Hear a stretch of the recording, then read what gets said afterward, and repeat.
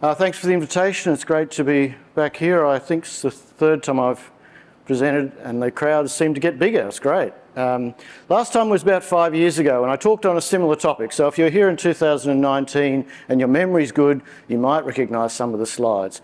But I'm going to assume that's okay. You probably won't remember. So these are things we've learned from visiting sites around the world, talking to people, looking at injury, well, not so many injuries, looking at incident data. And let me talk you through what we can say. So first thing is, if there was a gold medal for automation installations in mining, there's Australia and then there's daylight. Most of that, of course, is in Western Australia. Canada would come second, and a lot of that is underground. Chile comes third. So this is reported installations. Some of those are trials and may not still be in operation. An installation means a fleet, so it could be one piece of equipment or it could be a fleet of trucks. If you want to look at the number of equipment, that's a bit harder to get a handle on, and it obviously keeps going. But you're talking of the order of about 1,000 autonomous trucks in operation. So it's big, and it's growing, and it's good. Because if you want to find a way to make the big step change in safety and health in mining, it's going to be through automation. It's not going to be fiddling around the edges. You've got to get people out of hazardous situations, and automation is the way to do that. So I will throw up some examples of incidents that have occurred, but don't let me in any way suggest that automation is not the way to go. Automation is absolutely the way to go. We just want to make sure we do it the best we can. In terms of what equipment is being automated, yeah, on the surface it's trucks and drills. Underground it's LHDs and then a mixture of LHDs and then daylight, but some drills and some trucks and a couple of trains. And that's mostly metalliferous. So let's have a look at what that looks like. And I'm not going to show you pictures of trucks and drills and so on because you know what they look like. But this is the other side of the coin. This is the interface between the people and the automation. So these are two different workstations looking after autonomous trucks. On the left is a Chilean control room. On the right's in Western Australia. Two different systems. The overwhelming impression that you get watching these people work is the information that they are bombarded with, or that they have to try and access, and that they have to communicate with people is quite overwhelming. And we'll come back to that. So here we have on the left, this was at the World Mining Congress last year in Brisbane. So she's sitting there supervising semi-autonomous dozers in operation in central Queensland, 1,000 kilometres away. Very impressive. On the right is a autonomous drill rig in use at a surface coal mine. Can't resist taking a photo of the Xbox controller. So it is autonomous most of the time, but sometimes you need to take over to manually remote operate. And so the solution to, rather than, as you see on the left, we can't see particularly well, but the dozer controls have been replicated in the semi-autonomous context. This is a different approach to say, well, do we really need to replicate the controls that are in the drill rig? We can use an Xbox controller. There is a downside to that. To achieve all the functionality, you have to have different modes. So the controls on the Xbox do different things in different modes. And whenever you have different modes, you create the possibility of a mode error, in that I operate something which doesn't have the effect I intended because I was not in the mode that I expected to be. So that is a downside to going that way.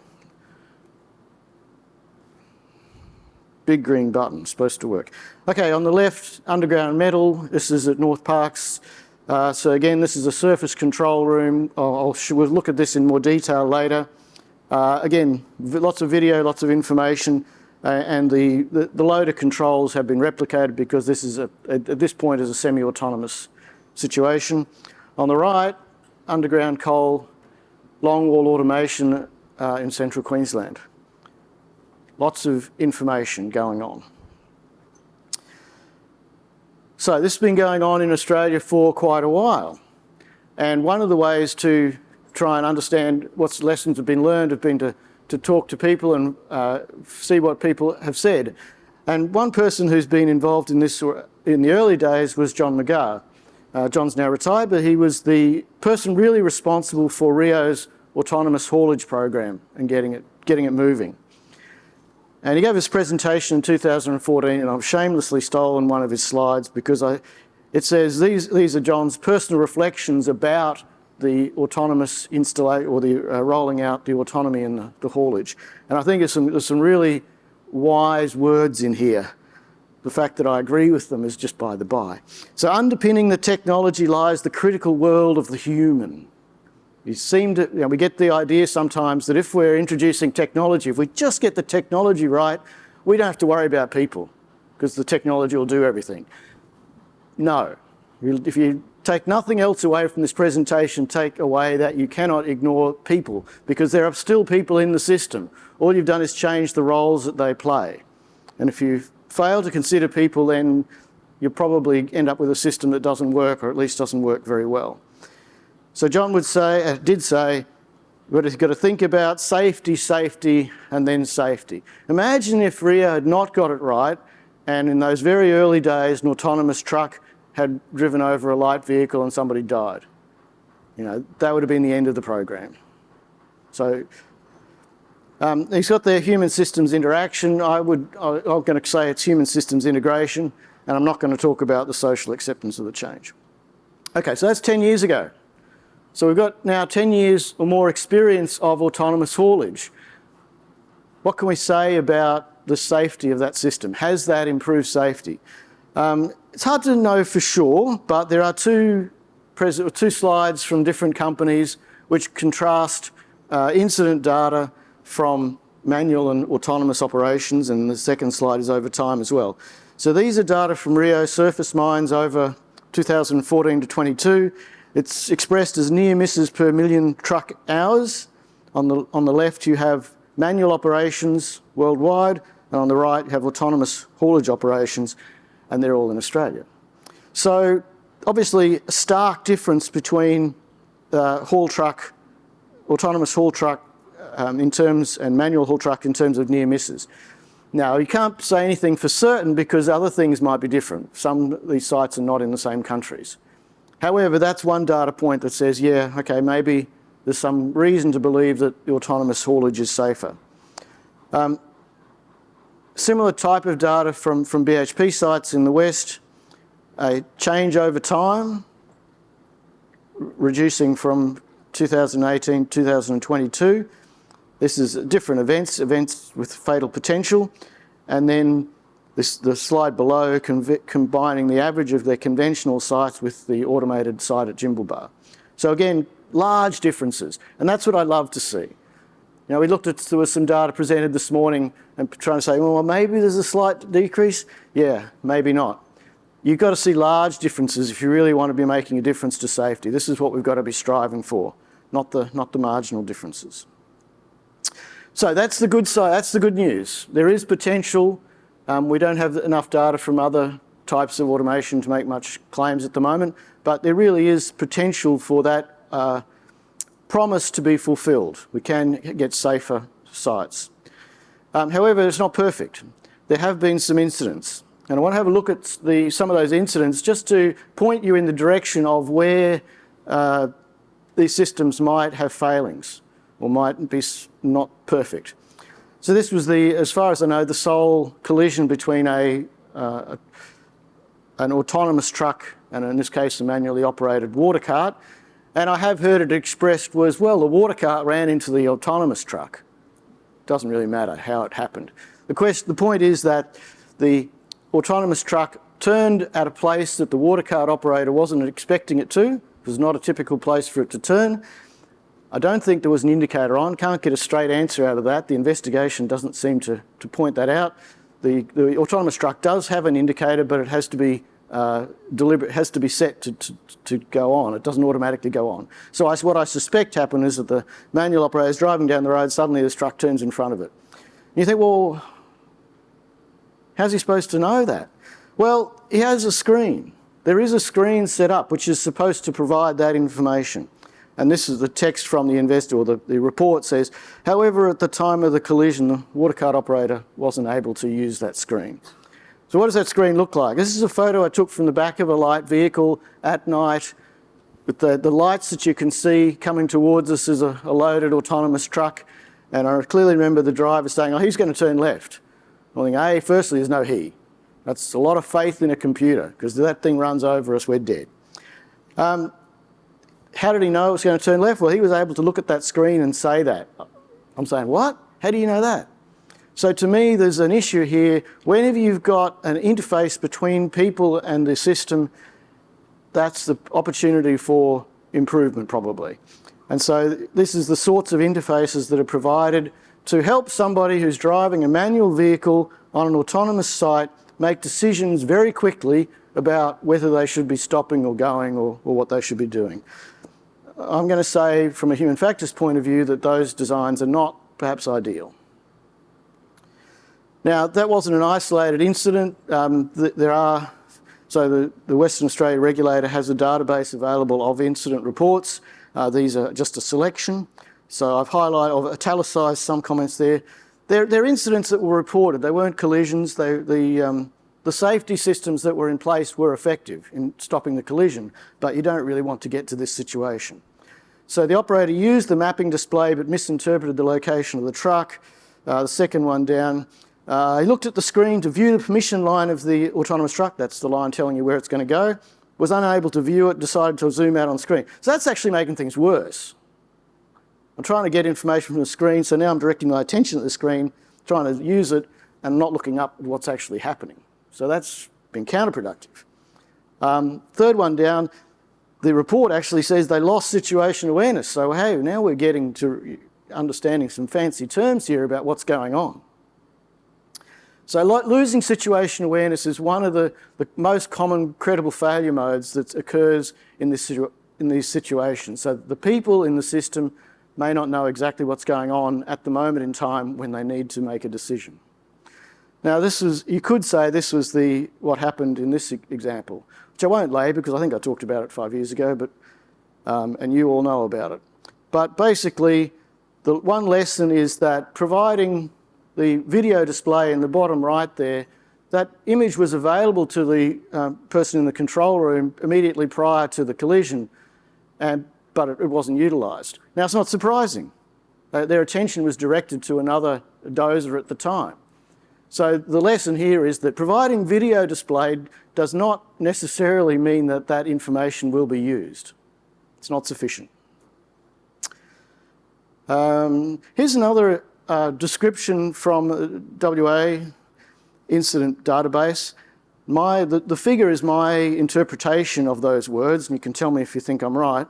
But basically, there's an autonomous haul truck driving along, had its permission line out and indicating its intention to turn right, and then a light vehicle comes along and doesn't stop like it should, and the autonomous truck's safety systems kick in and it stops. The light vehicle continues through, and the description says they didn't give way as they should have, they didn't stop, they didn't call Mayday, they didn't report the incident.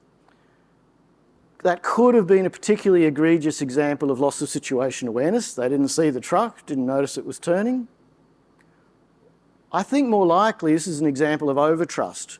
This is another, I'm going to trust, I know this truck has great stopping systems, I know it'll stop for me, and I'm in a hurry, so I'm going to head on through. So this is another general credible failure mode that occurs when you introduce autonomous systems and you make sure they're really safe. It's one of the issues I have, for example, with interlocked proximity detection systems in undergrounds. If I'm now a pedestrian working near an underground vehicle and I believe that system will stop for me if I walk out in front of it, then what am I more likely to do? So to change behaviour.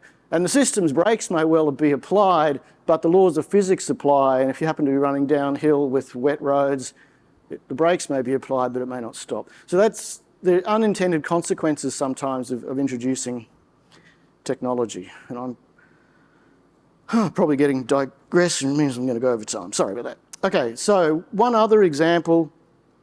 This is a more complex one, and the root cause was really disruption in the communication technology. these systems are really reliant on continuous communications. And in this situation, there was a disruption, and was then compounded by a misunderstanding as to what the actual disruption was.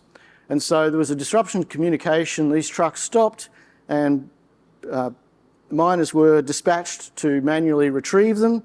As they were about to climb onto the trucks, the communication was restored to one of the other vehicles in the, one of the other vehicles in the area was turned off. That was the one that had the communication disrupted. The trucks had never lost communication. And so they said, oh, right, everybody's communicating again, I'll revert to my plan, which was to drive off.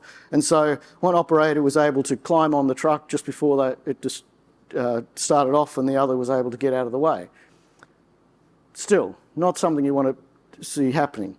So this is a bit more complex situation where people are involved. Enough about those things. Okay, so I mentioned in passing that the workload in the control rooms appears from the face of it, from our observations, to be extremely high. Now, we didn't spend long enough in any one place to be really sure about that, but don't take my word for it. There have been two researchers who've spent long periods of time in place doing observations and interviews, and their conclusions are similar. So Pascoe saying, previously you had 40 truck drivers, now you've got one controller looking after 25 trucks. So it's constant churn, it doesn't stop, it's relentless. And he mentions the things that the people are doing there. Peter Chergwin, so the controllers that she interviewed assumed the automation would make their life easier. The experience was actually the opposite. And their workload, cognitive workload, and communication responsibilities actually increased. Because there's still people out in the field who don't know what's going on because they can't see the automation screens, but also the person in the control room doesn't know everything that's going on because they can't see what the people in the field can see. So there needs to be this continual communication back and forth. And then Chergwin notes that there were other things added to the controller's role. So it's just showing that introducing the technology has to be taken into account, or the whole thing needs to be taken into account, including what the people are going to be doing. Oh, something happened to my text there in the translation. That says credible failure modes. So we've talked about a few of these. We talked about loss of situation awareness, talked about workload, talked about overtrust. I mentioned inadvertent mode changes in passing. But rather than continuing to harp on about these things, and they all involve people in one way or another, let's look at another example where it was successful, and try and look at what were the features that led to success. Oh, the text's gone funny again. And I realise there's an error here because, of course, North Parkes is now Evolution owned. Anyone from North Parkes here? Yeah, cool. So this was a case study that we did a while ago now, and we're trying to look at what were the factors of success, because there's a tendency, we spend a lot of time looking at failures when things go wrong, and that's important, but it's just as important to look when things are done well and try and understand how that was done so you can replicate that in the future. So for those who are not familiar with the situation there, you saw the photo before and you'll see another. Loaders are semi-autonomous, take themselves to the dump point where they're loaded, and then they take themselves off to the draw point. Sorry, other way around. Travel to the dump point, dump, and then return to the next draw point where they're loaded. Each operator in the control room has 3 loaders. They've got joysticks and pedals. Definitely improves safety, as the project manager's fond of saying, is that, you know, 0 injuries to operators of automated loaders. Definitely safer. The risks associated with manual loading are many. So we saw that photo, was similar photo before. Let's look at the strategies for success. So you can read those. The process has to involve everybody who's going to be impacted by the change. And the Joe, the project manager, said when we started to work out who was going to be impacted, they realised it was going to be everybody on site, was going to be impacted in one way or another.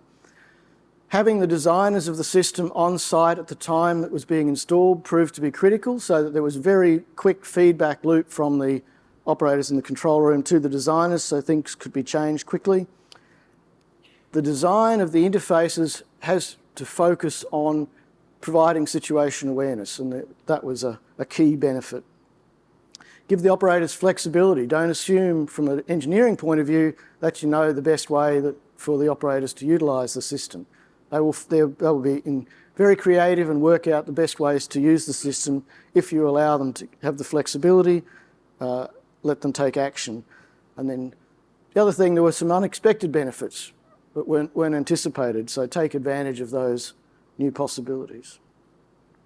Now that's a shorthand way of talking about a larger systems engineering process, which we would call human systems integration. So the aim is to optimise everything related to the human-related considerations in the system. It's, as I said, it's part of systems engineering. It came out of the US Defence Force, where they had a recognised problem of commissioning high-tech systems which then proved to be failures because they didn't take people into account. And in defence context, that led to fratricide and all sorts of unpleasant side effects. And so there's a lot of effort that goes into human systems integration in defence acquisition. It's not just defence. NASA have a very good systems, slightly different. The rail industry does it very well. And you see Rio Tinto's autonomous train there, the largest robot in the world. If we were to adapt it for mining, and this is my adaptation for mining, there are domains of staffing, personnel training, human factors engineering, safety and health, which I'll look at in a moment. But the process isn't about doing that once. Those things have to be considered throughout the whole design life cycle, starting from when the first requirements are considered through design and then through putting it in place and evaluating it. And there are also interactions between each of these domains. So the first question might be, in this system that we're contemplating, what are the roles going to be? How many people and what are those people going to do to safely operate the system? And then your next question might be, well, who are those people going to be? How are we going to select them? What experience do we expect those to have? So at North Parkes, the control room operators had all previously operated manual loaders. That understanding, knowing that that experience is in place, has an impact on subsequent design decisions and training decisions. Then the decision about, well, what training is going to be required and how's it going to be done? And how are we going to assess competence? That's often not done particularly well. And how are we going to maintain the competence, particularly, so it's easy to maintain competence in things that you do all the time, but what about the unusual responding to emergencies? How do we maintain competence in those areas? Now, virtual reality is obviously likely to be part of that solution, but it needs to be considered during the design process. And then the part that we talked about in terms of the interface design and designing particularly for situation awareness, how do we take people into account? Interfaces are going to be critical in any technological system. We talk about participatory ergonomics methods involving the people who are doing the work. Human-in-the-loop simulation is another common method in this sort of context. This is about how do we design the system to fit with people.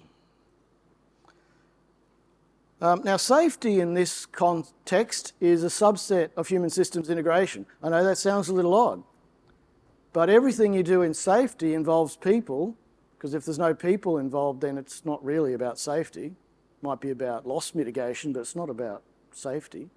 So safety, in my thinking, and I know it's a bit of heresy perhaps in this context, is that's a subset of human systems integration. So all the things you do, like HAZOP and LOPA and all those sorts of stuff, FMEA, they all come within this framework. And the reason that's important is because there are potentially trade-offs between different domains. So we can change the way we, who the people are and what training we give them. That can have safety implications. Or put it another way around, the results of our safety analysis have implications for the human factors, engineering, or the staffing, or some of the other domains. So they can't be considered individually. The other thing about safety in these complex situations is that the situations are getting so complex that we need different methods. So things like FMEA and all start with the assumption, well, what if something breaks or something goes wrong? What can the consequences be? You can have a complex system where you get undesirable consequences even though everything functioned as intended. And so it's a matter of how do you analyse the system from that point of view. And there are, so system theoretic process analysis is a method for trying to get to those things, the things that can go wrong even though everything functions as we intended because of the complexity and the complex interaction and the, yeah. Functional safety is also in there too, but functional safety to me is just a really small part. That's making sure the e-stop works when you press it. We can disagree if you like. Then there are some of the health impacts, and usually a lot of the health impacts are positive, removing people from dust or noise, but as we saw, some of those workload issues might be considered health impacts. So in terms of the process, we're talking about everything in requirements, so it might be from ConOps through defining the information or the requirements for information. Then we've got our iterative human-centred design of the environment, but also the software and the interfaces. That's really going to be critical. And then the training and documentation. Throughout the actual evaluation of prototypes, human engineering discrepancy resolution, that's a nice phrase, isn't it? That's what do we do when we evaluate our design and find that it actually doesn't work as well as we thought, because people can't use it, for example. How do we resolve that discrepancy? And sometimes that means, well, at the end we have to, well, we're going to have to change the training, we're going to have to do more training. Better if we can go back and change the design, of course.